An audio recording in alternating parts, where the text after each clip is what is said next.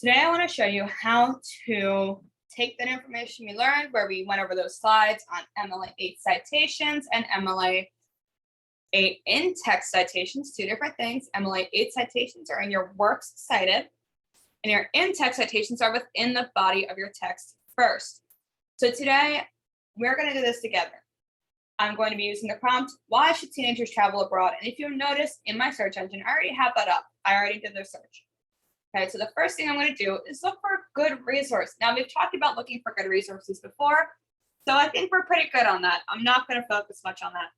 So today I'm going to be reusing the source, Is Travel Good for Teens, right down here from the Rudolph Steiner School in Ann Arbor.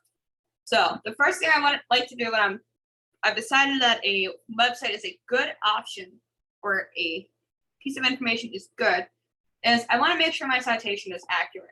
Now, you won't always be doing these by hand. I'm also going to show you different skills that you can use to kind of do this properly, but you should at all times kind of understand the process that it takes to get here. So the first thing we're going to do is we're going to make an MLA Works Cited citation as if we have read the article and are ready to cite it for our paper, okay? You'll only do this by hand a handful of times, but by doing it by hand, we're just going to get used to the process of putting it together. So the first thing we're going to do is we're going to take the author's last name, Stampke, and her first name, Cassie, and invert them. Last name goes first, and then the first name. If you look up top, our author is in the right place, okay? So the next thing we're going to do is we're going to choose the title, okay? The title of the source. Up here is the title of the container. Down here is the title of the source. And because it is a website, we're going to set right, is travel good for teens? Super easy, straightforward. We put websites in quotation marks because they are a little bit different than a book. A book would be italicized, okay? Now, after we do that, the next thing we would do is look for the title of the container. Now, there are a few places you can find the title of container. You can find them at the top, or we can find them at the bottom. So every website has the container somewhere on there, okay? Because they're required to for copyright. So it is the Rudolph Steiner School of Ann Arbor. Even I can make mistakes, okay? And the next thing we're going to do is we're going to look for other contributors. I don't see any other contributors. There's no one listed as another contributor. There is some information that is included by other people, but that is research, and that's why we do it, okay? So there are no other contributors. The author's name could have been at the top or the bottom, okay? So just as a heads up, the top or the bottom. Now, the next thing we're going to look for are our version. Since this is an online blog post, there is no version. If you are doing something like an online article, which I'm going to show you, you would have a version number sometimes, but 9 times out of 10, you're not going to have anything like that.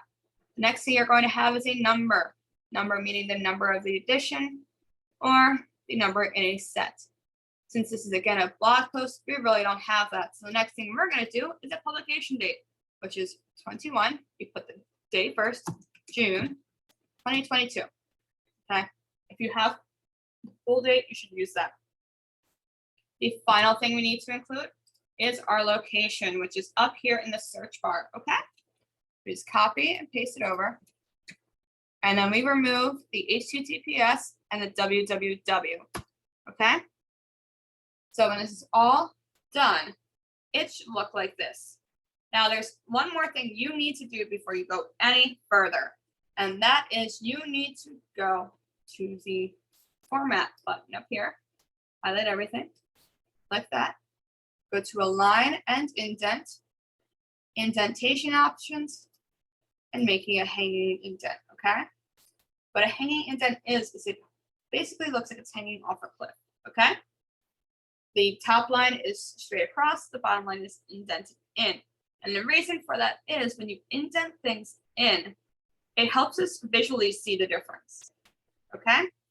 So this is the first thing I need you to consider. whatever you need to do, make sure it matches this format. So we're going to do another one right now where we're going to look at a website that has a different type of online article. Okay.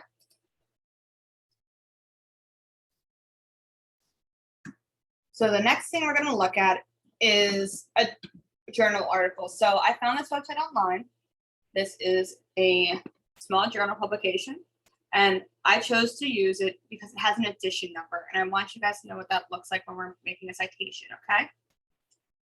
We're not going to use the article right now. We're only going to use this for the purposes of looking at how to make a citation when we have an edition number. So the first thing we're going to do is we're going to put the person's last name. The person's last name is Kushner.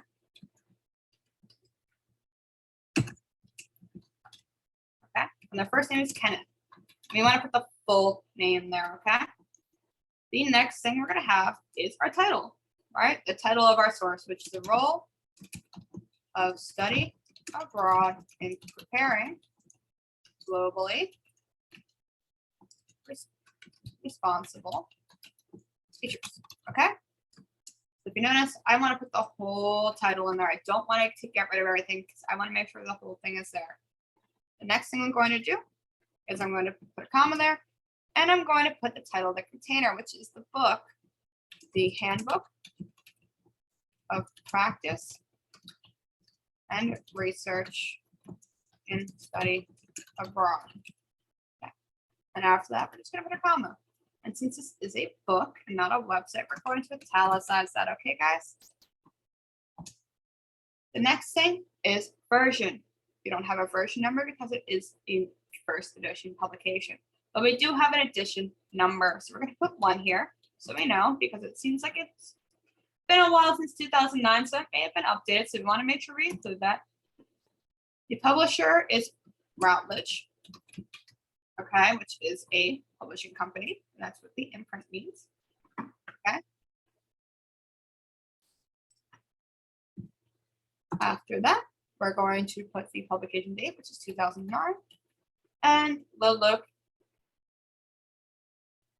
location is not on here. In a standard way, you could, if you wanted to, put it up here if you were using an online version. But for the purposes of kind of working within the same sphere, here we go 1 through 19, and we write print. Okay, because it is a print resource. Okay, you don't. So that would be your location, 1 through 19. Print. Now, again, we're going to work on that hanging indent. We're going to go up here, align an indent, and we're going to do a hanging indent. And if you notice, there's something else that's wrong with this. One of the things you must do is have it double spaced because it is a paper. Okay, we're just going to go over here and hit double. This is what it should look like when it's done. Okay, so those are 2 different ways you can do that. This is when you have a website, and this is like if you're going to do it in a book. Okay. Some of you expressed interest in doing a YouTube video. So the way that this is going to work is I want to show you how to do this in the way that we're going to have to do this to make it a little easier for us. It's not perfect, and it isn't necessarily going to be as correct as it could be, but YouTube videos are still relatively a unexplored way to cite things. So we're just going to work with it, okay? So the first thing we're going to do is include the author, which is TEDx Talks. There is no inversion here because this is a type of author that would require. And then we're just going to write why study abroad.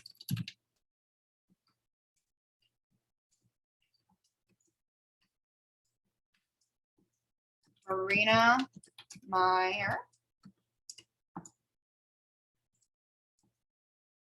at Delft. Hold on. So we want to include the full title here. We don't want to leave anything out, including these little lines right here. Okay, so necessary to do that. Next thing we're going to do is what? The title of the container, which is YouTube. And the we're going to say other contributors is speech or presentation. Let's go presented by Marina Meyer. Okay. because we want to make sure we are very accurate. We're not, she's not doing commentary, she's doing a speech. Okay, so she's presenting something. It's a presentation that's been filmed. Okay, next thing we're going to do is version. There's no version. Okay, there also isn't a number. A publisher is, its publisher is TED.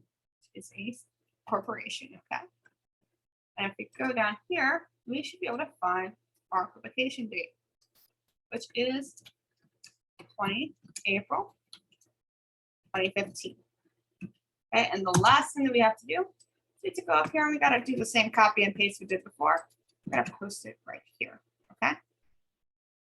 All we're going to do is we're going to bring this bad boy right here and make it look legitimate. Now, again, the more you focus on making sure these things look right, the better off you're going to be. So I've shown you how to do 3 ones by hand. Your job is to, by the end of the class, also produce something by hand. Okay. You're going to do 1 on your topic. Any of those sites you've already picked out, anything like that, I will be around to help if necessary. Please go backwards or forwards in the video if necessary to find the information you need. Now, if you look at these, there's still one more thing you have to do before you can move on anywhere else. You're going to make sure it is in alphabetical order. All you're going to do is you're going to go select anything that might be out of order. We're going to cut it out. And we're going to hand sort it into order. Okay. Now, the next thing you could do, if you were really feeling like you weren't really going to be able to do this well, is using extent tools on Google.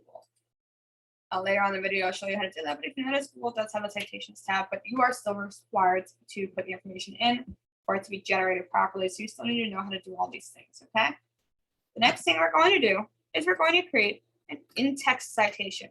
Now, as a reminder, in-text citations are when we take information in that we find and put it into a sentence, introducing the topic with a signal phrase, maybe the author attribution or a title, a quote or a paraphrase, and a citation tag. Okay, and those are the 4 parts. So again, 4 parts are what? A signal phrase, a author or title. We're going to have the introduction of the quote or paraphrase. And finally, a attribution or citation tag. Okay, and those are the 4 parts. So we're going to do this together. Okay. So MLA in-text citations are important to learn how to do. So the first thing we're going to do is we're going to get a working quote in here. I have a quote that I've already pulled out, and this is the quote I want to use. First things first, I need to format it. So if I'm going to use a quote to put it in a paper, I need to make sure that it is already formatted. So when a quote is included in a sentence, we need to get rid of the end punctuation, which is right here. It's the period. Okay. I'm just going to zoom in so you guys can really see this. Okay. So if this is the quote I want to use, the first thing I should do is probably format it, right? Fix the formatting. It's number 1. And we're going to make sure that it's Times New Roman. We're going to make sure it's all plain font, which is standard, and also double spaced. So the first thing we're going to do once we have this right here is we're going to fix it up so that it can fit in the sentence properly. Now, in a sentence, you wouldn't have 2 periods, one after the other, right? So we're going to get rid of one. And the one we're going to get rid of is the one within the quote itself, because we don't want to have that there, because otherwise it's a premature pause. Okay, so we're just going to get rid of that. The next thing we're going to do is we're going to format this first piece. And since it is a quote, okay, it's going to be in part of a sentence. So we don't need a capitalization there. It's not the start of a sentence. We're just going to make it a lowercase f. So this is the sentence we're working with. Okay, and this is from that first article we did together up here by Cassie Stanfield. Okay, so we're going to do a few different types. Okay, I'm going to do a basic, and then I'm going to do a more advanced one. So the basic one would be something like this. A signal phrase introduces the topic. So I would say in the article, and we want to put a comma so we can put a title, okay? Is travel good for teens? Cassie Stanke suggests that for teens traveling abroad is exhilarating, stimulating, frustrating, and whether they're looking for it, not extremely educational. Okay, so if we're going to do it standard, we have our signal phrase right here. So I'm just going to highlight that right there. Right there. Okay. And then we have author or title right here, right? They are both there. You can do one or the other. You can say in the article, it suggests, okay, you don't always say the author's name. And in fact, you don't even have to say the author's first name. You can say stand key. Okay, you are not required to say their first name. You must include a last name if you're going to introduce the author. So we're just going to tag that with that green right there so you can really see that. And then this is going to continue our signal phrase because it's wrapping our paper in. Okay, so again, if you look in the article, suggests that. So we're just going to make sure that signal phrase really leads into it. Okay, and what we're doing here is we're making sure that the information around it makes a full sentence. Okay. Next thing we're going to do is going to make sure that this is a quote or a paraphrase. Again, a paraphrase is taking something that is already written and putting it in your own words. You still need to cite it, okay? And then finally, we're going to do this. Now, since we already have the article title and the author, we're going to choose something that is not included, okay? And for this case, we are going to do the Rudolph Steiner. And the reason we're going to do this part is because if you look, it tells us more information. We want to really make sure it's a lot of information so that when Miss Driver goes back, she can say, okay, it's the one with Cassie Stankey. It's titled this. This is where it's from. So if you already include the author, go with where the title, if you don't have it in here. If you already have the title in there and the author, go with the publisher container. So it's a little easier. You don't need to go further back. You don't need to include a long link like this. You can literally just choose one of these so it kind of fits in. Okay.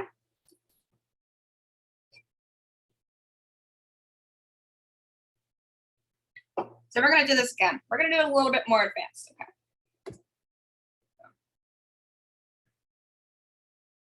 We're going to do a sentence, make the sentence a little longer. We're going to kind of mess with it a little bit. We're going to say benefits of traveling as a teenager are not a mystery to anyone. Stan Key in her article on traveling as teens introduces the idea that for teens that travel abroad have exhilarating, stimulating, frustrating, often educational experiences. Okay? Now, if you notice, there's no citation here, there's no quotes. But because I took information from a direct quote, which is right here, I still need to cite it. So we have the author's name here, right? So we're just going to code that with the green. What we do not have is a title. So we're going to put the title down here because it's the next thing in the row. So if you look up here, author, title of source, then your container. Please, please, please always use author and title of source first. If your container is broad like YouTube, I would then move on to the publisher. Okay? So author, title of source, those are the first two you should go for before you go anywhere else. Okay? So the title of source is travel good for teens? Because I didn't make this source up. Now, because we're going to be coding these so we can see it a little bit better, we're going to highlight this. We're going to mark it as our signal phrase. Right here. Then we want to make sure the author piece is in there.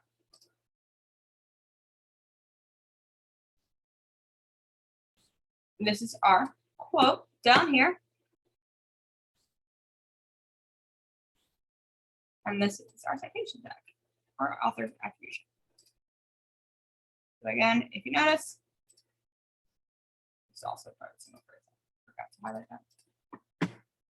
The benefits of traveling as a teenager are not a mystery to anyone. In her article on traveling as teens, so-and-so article traveling introduces the idea that teens travel abroad have exhilarating, stimulating, refreshing, often educational experiences. Notice educational, exhilarating, stimulating, refreshing are still there.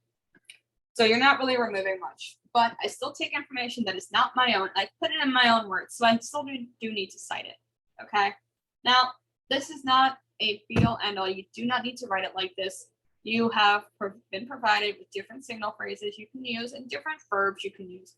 There are verbs that are better in some cases than others. You can use verbs like argues or suggests or introduces or analyzes or criticizes, any word that you think would fit best in that environment. Okay? As you go as a reader and a writer, you're going to get better at this. But if you notice, your color coding, using the color coding is going to help you. In the next few steps, you're going to do this yourself. So I need you to understand how to do it properly. You're going to have access to this document. So if you need to look at it and see how it's set up, you can do that. Okay? Now, I mentioned previously that there are other ways to do this. Okay? Now, there are tools on Google that can do this for you, but you are still required to do it by hand for the first few times.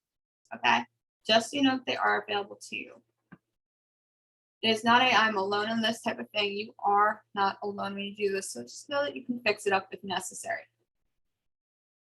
Now, as we look up, our Works Cited citations look perfect. They're beautiful. Exactly what you need to do. Okay? And if you look down here, we have everything that we would need to do for me to include a MLA in text citation as being perfect. You are graded on these 4 things when you look at the rubrics: signal phrase, author or title, quote or paraphrase, attribution, or citation tag. And the reason we say these things is because we need to understand where those things are. Now, punctuation is important. If you noticed, anytime that I put a quote, I didn't put punctuation until the end of the sentence, okay? Do not put punctuation within your quotes. You will lose points eventually. And also, it just isn't standard. If you look down here, it's the same exact thing. It could go here if I wanted to end my sentence without putting an attribution. But because it's not my own writing, I still have to put one. So I want to put it at the end of that to make sure that I, as a writer, can tell my reader that that information is from there. Okay? Now, if you were to write more sentences, so if you wanted to add on to this and you weren't quite done with this, you would wait to put the citation at the very end of whatever part you were using that is not your own writing. But for the purposes of this, we're just looking for sentences, it's all you need.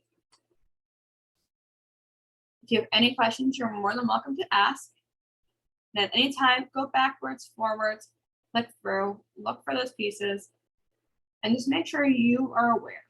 Okay, as you start your different your exercise tomorrow, your job is to make sure that you follow this format. Okay. Good luck, and please use this video to your advantage.